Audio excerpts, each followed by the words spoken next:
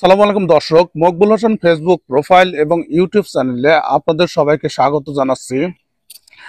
প্রিয় দর্শক, আজকের এই ভিডিওটি তাদের জন্য যারা পেঁয়াজের ব্যবসা করে থাকেন।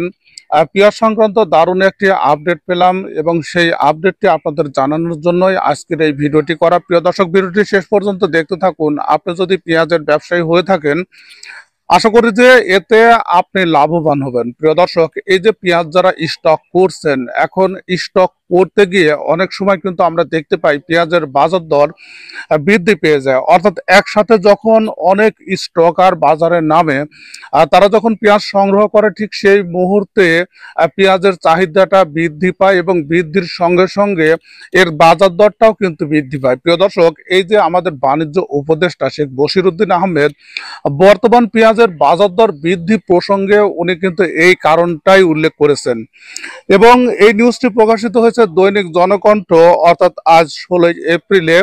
এটি স্টকারদের জন্য কেন গুরুত্বপূর্ণ সেটা বলছি, যে যারা স্টক করছেন এই বাড়তি বাজারে, তাদের জন্য একটি দুঃসংবাদ যে বাণিজ্য মন্ত্রী শেখ বশিরউদ্দিন উনি কিন্তু আমাদের বলেছেন যে, অর্থাৎ জনকণ্ঠ, দৈনিক জনকণ্ঠকে বলেছেন যে পেঁয়াজের বাজার দর যেটা বৃদ্ধি পেয়েছে সেটা আসলে স্টকারদের কারণে বৃদ্ধি পেয়েছে। তারা একযোগে পেঁয়াজ ক্রয় করে স্টক করার কারণে এই বৃদ্ধিটা। তবে পেঁয়াজের বাজার দর বৃদ্ধি পেতে দেওয়া হবে না। আর প্রিয় দর্শক, এটি কিন্তু স্বয়ং বাণিজ্য উপদেষ্টা বলেছেন শেখ বশিরউদ্দিন এবং নিউজটি করা হয়েছে দৈনিক জনকণ্ঠ 16 এপ্রিল।